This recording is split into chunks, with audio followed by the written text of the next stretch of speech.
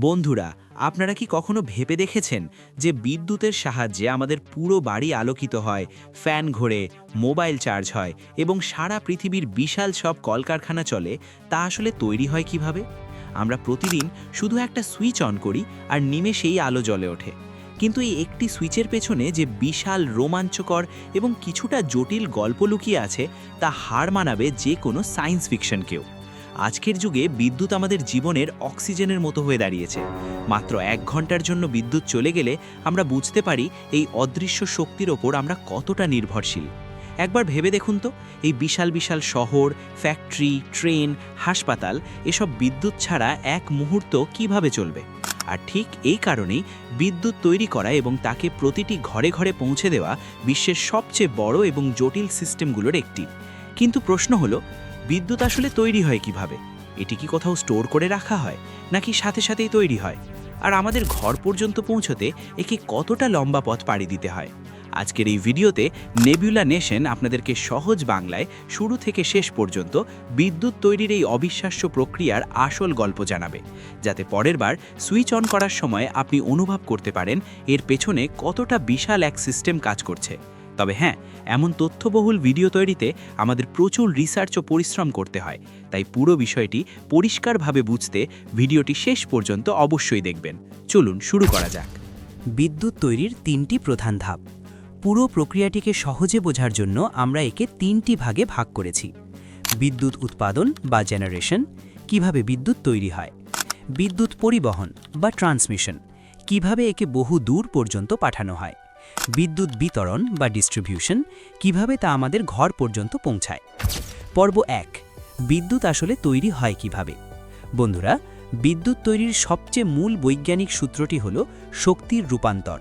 অর্থাৎ আমরা সরাসরি বিদ্যুৎ তৈরি করি না, বরং অন্য কোনো শক্তিকে রূপান্তর করে বিদ্যুতে পরিণত করি। সবচেয়ে প্রচলিত পদ্ধতি হল থার্মাল পাওয়ার প্ল্যান্ট বা কয়লা পুড়িয়ে বিদ্যুৎ তৈরি করা। আসুন এটিকে ধাপে ধাপে বুঝে নিই। কয়লা সংগ্রহ। প্রথমে বড় বড় খনি থেকে কয়লা তুলে পাওয়ার প্ল্যান্টে আনা হয়। বয়লারের আগুন। এই কয়লাকে একটি বিশাল বয়লারে পোড়ানো হয়, যা থেকে প্রচণ্ড তাপ উৎপন্ন হয়। বাষ্প তৈরি। এই প্রচণ্ড তাপে বয়লারের ভেতরে জল ফুটতে শুরু করে এবং তা হাই প্রেশার ও হাই টেম্পারেচারের বাষ্পে বা স্টিমে পরিণত হয়। টারবাইনের ঘূর্ণন। এই প্রচণ্ড গতির বাষ্পকে পাইপের মাধ্যমে পাঠিয়ে একটি বিশাল মেশিনের ব্লেডে আঘাত করানো হয়। এই মেশিনটিকেই বলে টারবাইন। বাষ্পের ধাক্কায় টারবাইন প্রবল বেগে ঘুরতে শুরু করে। আসল ম্যাজিকটা ঘটে ঠিক এখানে। এই টারবাইনের সাথে যুক্ত থাকে আরেকটি অতিকায় যন্ত্র, যাকে আমরা বলি জেনারেটর। টারবাইন ঘুরলে জেনারেটরও ঘোরে। জেনারেটরের ভেতরে থাকে বিশাল আকারের শক্তিশালী চুম্বক বা ম্যাগনেট এবং তামার তারের কুণ্ডলী বা কপার কয়েল। যখন বিশাল চুম্বকটি এই তামার তারের কুণ্ডলীর মাঝে প্রচণ্ড গতিতে ঘুরতে থাকে, তখন সেখানে একটি ম্যাগনেটিক ফিল্ড তৈরি হয়।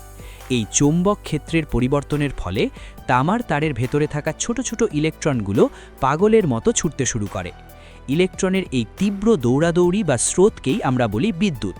বিজ্ঞানের ভাষায় একে বলা হয় ইলেকট্রোম্যাগনেটিক ইন্ডাকশন। অর্থাৎ সোজা ভাষায় কয়লার তাপ, বাষ্প, টারবাইন এবং শেষে বিদ্যুৎ। অন্যান্য শক্তির উৎস। তবে শুধু কয়লা দিয়েই কি বিদ্যুৎ হয়? একেবারেই না, আরও দারুণ সব পদ্ধতি রয়েছে। Hydro power. বড় বড় ড্যাম বা বাঁধ তৈরি করে উঁচু থেকে প্রচণ্ড বেগে জল ফেলা হয় টারবাইনের ওপর। এখানে বাষ্পের বদলে জলের ধাক্কায় টারবাইন ঘোরে। তবে গ্রীষ্মকালে ড্যামের জল কমে গেলে বিদ্যুৎ উৎপাদনও কমে যায়। Wind energy. বড় বড় পাখার মতো উইন্ড টারবাইন বাতাসে ঘোরে। বাতাস টারবাইন ঘোরায় আর টারবাইন জেনারেটরকে দিয়ে বিদ্যুৎ বানায়। Solar energy. এখানে কোনো টারবাইনের ঝামেলা নেই। সোলার প্যানেলের ভেতরে থাকা ফটোভোল্টাইক সেল সরাসরি সূর্যের আলোকে বিদ্যুতে রূপান্তর করে দেয়। পর্ব 2, ট্রান্সমিশন বা বিদ্যুৎ পরিবহন। বিদ্যুৎ তো তৈরি হলো, কিন্তু আসল চ্যালেঞ্জ হলো একে বহু দূর পর্যন্ত পৌঁছে দেওয়া। কারণ পাওয়ার প্ল্যান্টগুলো সাধারণত শহর থেকে অনেক দূরে থাকে। এখান থেকে শুরু হয় আমাদের দ্বিতীয় ধাপ, ট্রান্সমিশন। পাওয়ার প্ল্যান্টে যে বিদ্যুৎ তৈরি হয় তার ভোল্টেজ খুব বেশি থাকে না। সেই অবস্থায় তাকে সরাসরি শহরের দিকে পাঠালে পথের মাঝেই বেশিরভাগ এনার্জি নষ্ট হয়ে যাবে।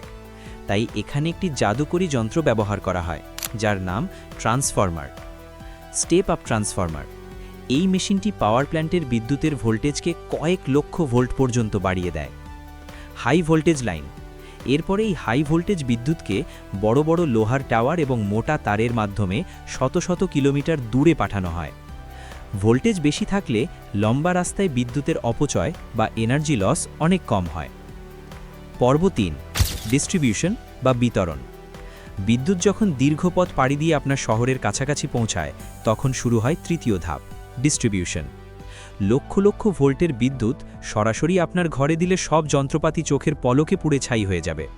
তাই এখানে আবার ট্রান্সফরমারের সাহায্য নেওয়া হয়। শহরের সাবস্টেশনে স্টেপ ডাউন ট্রান্সফরমার ব্যবহার করে এই বিশাল ভোল্টেজকে কমানো হয়। এরপর রাস্তার পাশে ছোট ছোট ট্রান্সফরমারের মাধ্যমে সেই ভোল্টেজকে আরও কমিয়ে সাধারণত 220 ভোল্ট বা 220 ভোল্ট করা হয়। আর সেখান থেকেই তারের মাধ্যমে নিরাপদ বিদ্যুৎ এসে ঢোকে আপনার বাড়ির মিটার বক্সে। একটি গুরুত্বপূর্ণ ফ্যাক্ট, বিদ্যুৎ কিন্তু জমানো যায় না। এখানে একটি চমকপ্রদ তথ্য জানা খুব জরুরি। বিশাল মাত্রায় বিদ্যুৎ স্টোর করে বা জমিয়ে রাখা অসম্ভব। অর্থাৎ এই মুহূর্তে আপনি যে বিদ্যুৎ ব্যবহার করে ভিডিওটি দেখছেন, ঠিক সেই মুহূর্তেই কোনো না কোনো পাওয়ার প্ল্যান্টে সেটি তৈরি হচ্ছে। পুরো দেশের বিদ্যুতের চাহিদা প্রতি সেকেন্ডে ওঠানামা করে। ডিমান্ড বাড়লে পাওয়ার প্ল্যান্টকে সাথে সাথে বেশি বিদ্যুৎ তৈরি করতে হয়, আর ডিমান্ড কমলে উৎপাদন কমাতে হয়। পুরো সিস্টেমটি একটি নিখুঁত ব্যালেন্সের ওপর দাঁড়িয়ে আছে। তাহলে লোডশেডিং বা পাওয়ার কাট কেন হয়? যখন বিদ্যুতের চাহিদার তুলনায় উৎপাদন কম হয় বা আবহাওয়া খারাপ থাকে কিংবা লাইনে কোনো যান্ত্রিক ত্রুটি দেখা দেয়, তখন পুরো গ্রিডকে ক্র্যাশ করা থেকে বাঁচাতে সিস্টেম বাধ্য হয়ে কিছু এলাকার বিদ্যুৎ লাইন কেটে দেয়। একেই আমরা লোডশেডিং বলি। ভবিষ্যৎ এবং আমাদের দায়িত্ব। বন্ধুরা, কয়লা পুড়িয়ে বিদ্যুৎ তৈরি করা সস্তা হলেও এটি পরিবেশের মারাত্মক ক্ষতি করে এবং প্রচুর দূষণ ছড়ায়। তাই আজ গোটা বিশ্ব গ্রিন এনার্জি বা সবুজ শক্তির দিকে ঝুঁকছে, যেমন সোলার, উইন্ড এবং হাইড্রো পাওয়ার। আমাদের দেশেও এখন ব্যাপকভাবে সোলার প্যানেলের ব্যবহার বাড়ছে। এটি আমাদের ভবিষ্যৎ প্রজন্মের জন্য অত্যন্ত জরুরি। সবশেষে একটি কথা মনে রাখবেন, বিদ্যুৎ নিজে থেকে তৈরি হওয়া কোনো অনন্ত শক্তির উৎস নয়। এটি অন্যান্য প্রাকৃতিক শক্তি ব্যবহারের একটি মাধ্যম মাত্র।